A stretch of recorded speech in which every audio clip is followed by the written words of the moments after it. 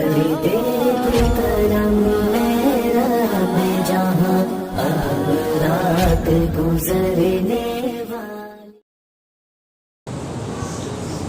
لله نحمده ونستعينه ونستغفره ونؤمن به ونتوكل عليه ونعوذ بالله من شرور أنفسنا ومن سيئات أعمالنا من يهده الله فلا مضل له ومن يضلله فلا هادي له وأشهد أن لا إله إلا الله وحده لا شريك له وأشهد أن محمدا عبده ورسوله.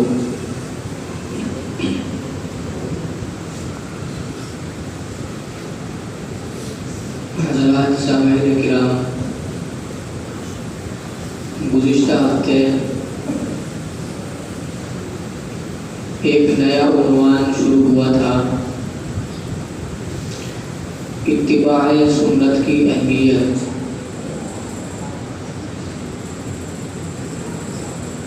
اور بات یہ چل رہی تھی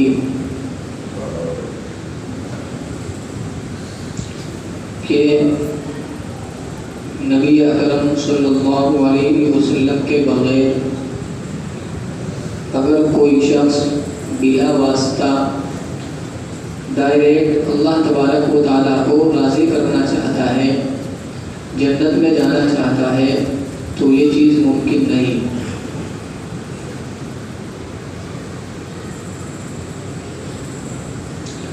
اللہ تبارک و تعالیٰ کی خوشی حاصل کرنے کے لیے درمیان میں نبی صلی اللہ علیہ وسلم کو واسطہ بنانا نہایت ہی ضروری ہے۔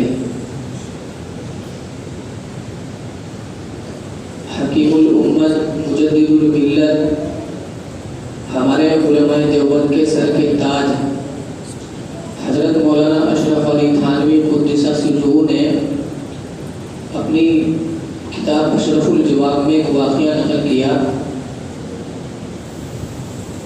وہ لکھتے ہیں کہ ایک شخص فلسفی خیال کا آدمی، یعنی اس کے عقیدے تھے وہ کچھ گمراہ قسم کے عقیدے تھے کہ اللہ تبارک و تعالیٰ نے حضور صلی اللہ علیہ وسلم کو نبی بنا کر ہم لوگوں کے پاس بھیجا، کتاب دی، قرآن کریم عطا فرمایا، تو آپ کی حیثیت ایک ڈاکیے کی ہے۔ حکومت نے کوئی نیا قانون بنایا، اب لوگوں میں یہ بات پہنچانے کے لیے کہ لوگوں کو اس نئے قانون کا پتہ لگے، ایک آدمی کے گلے میں ڈھول ڈال دیا اور وہ اس کو ڈھک ڈھک ڈھک ڈھک بجاتا پھر رہا ہے گاؤں میں اور اعلان کرتا ہوا پھر رہا ہے۔ تو بعض فلسفی اور گمراہ قسم کے لوگ جو ہیں وہ سمجھتے ہیں کہ نبی صلی اللہ علیہ وسلم کی حیثیت بھی نعوذ باللہ ڈاکیے کی ہے اور ایک اس طرح کی ہے جو اعلان کرنے والا، کہ اللہ نے پیغام دیا امت تک پہنچانے کے لیے، آپ نے وہ پیغام امت کو پہنچا دیا، اب بیچ میں سے آپ جو ہے شور ختم، اب حضور اللہ تبارک و تعالیٰ کا پیغام ہم تک پہنچ گیا، اب اس پہ عمل کر کے ہم اللہ تک پہنچیں گے، جنت میں جائیں گے، دوزخ سے بچیں گے۔ تو یہ گمراہ قسم کا عقیدہ ہے، بالکل کفری عقیدہ ہے۔ تو حضرت کی مجلس میں ایک شخص نے خواب بیان کیا کہ میں نے نبی اکرم صلی اللہ علیہ وسلم کو خواب میں دیکھا اور اس آدمی کے متعلق معلوم کیا کہ حضرت اس فلسفی کا کیا ہوا، اس کا انتقال ہو گیا تھا۔ تو حضور نے مجھے فرمایا کہ وہ کم وقت میرے بغیر جنت میں جانا چاہتا تھا اور قریب پہنچ بھی گیا تھا، لیکن میں نے ہاتھ پکڑ کے اسے جہنم میں پھینک دیا کہ دور وہ کم وقت میرے بغیر جنت میں کوئی نہیں جائے گا۔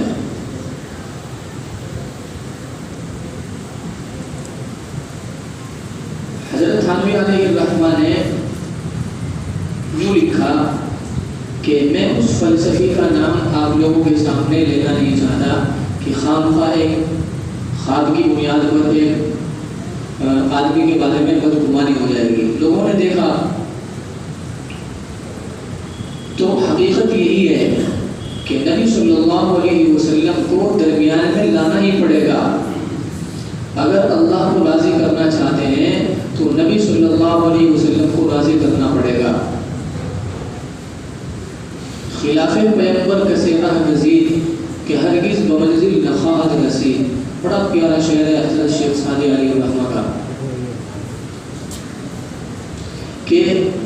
نبی کے راستے کو چھوڑ کر جو بھی آدمی راستے پر چلے گا دوسرے راستے پر، ہرگز وہ منزل نخواہد رسید، تو جو اصلی منزل ہے، جو کامیابی کی منزل ہے، کبھی بھی وہ اس تک پہنچ ہی نہیں سکتا ہے، گڑھوں میں گرے گا، آگ میں گرے گا۔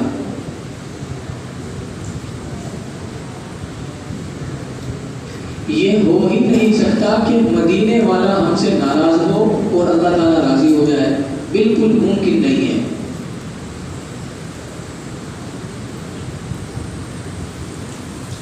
ہمارے تقریباً تمام اکابر کے لاڈلے حضرت شیخ زکریا علیہ الرحمہ، جنہوں نے فضائل اعمال لکھی ہے، بھائی یہ واقعہ پرانی ہوگا وقت نہیں ہے،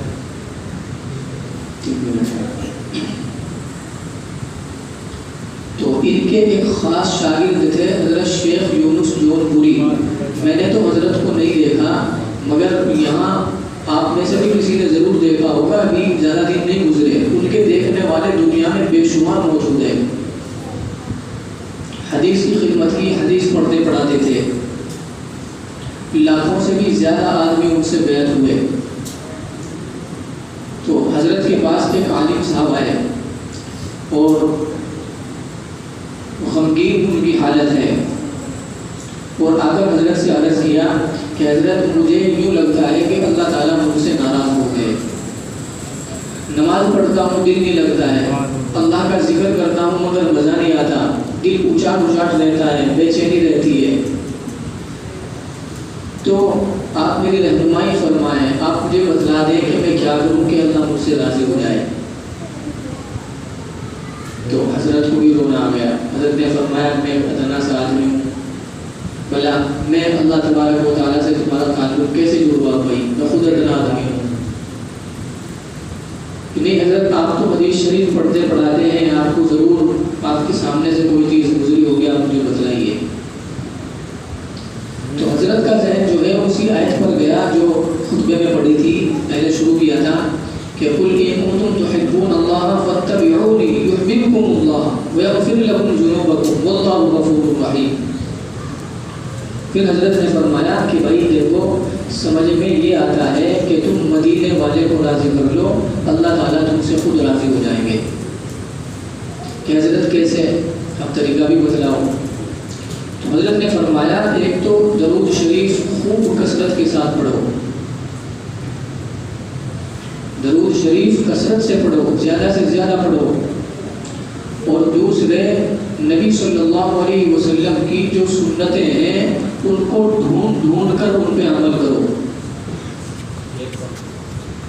آپ کو اگر ضرورت نہیں ہے تب بھی ان پہ عمل کرو، پیاس نہیں لگ رہی ہے لیکن پانی پیو اور سنت کے مطابق پیو، بیٹھ کر پیو، 3 سانس میں پیو یا 2 سانس میں پیو، دونوں بھی گنجائش ہے۔ تو اسی طریقے سے ڈھونڈ ڈھونڈ کے سنتوں میں عمل کرو، چاہے اس وقت آپ کو ضرورت بھی نہ ہو۔ تو یہ آپ نے ان کو نسخہ بتلایا۔ کچھ دن کے بعد، 1 مہینے بعد وہ عالم صاحب دوبارہ خدمت میں تشریف لائے اور آ کر کہنے لگے کہ حضرت اللہ تعالیٰ مجھ سے راضی ہو گئے، اب نمازوں میں بھی دل لگتا ہے، اب ذکر میں بھی مزہ آتا ہے، اور وہ بے چینی اور وہ جو اضطراب تھا قلبی وہ بھی جاتا رہا۔ اور اس سب سے بڑی بات یہ ہے کہ نبی صلی اللہ علیہ وسلم میرے خواب میں آئے اور مجھ سے فرمایا کہ میں تجھ سے راضی ہو گیا۔ تو یہ ہے زندگی میں سنت کی اہمیت، جس کو ہم یہ کہہ کے چھوڑ دیتے ہیں کہ سنت ہی تو ہے، نماز تو ہو جائے گی، سنت ہی تو ہے، آستین کھلی ہوئی ہے، کیا ہو گیا، نماز تو ہو جائے گی۔ ننگے سر نماز پڑھ رہا ہے، سنت ہی تو ہے، نماز تو ہو جائے گی۔ آج ایک سنت چھوڑی ہے اور اس کی وفات دل سے نکلی ہے، کل ایک اور کی نکل جائے گی، پھر ایک اور کی نکل جائے گی، اور پھر آہستہ آہستہ گڑھے میں مل جاؤ گے۔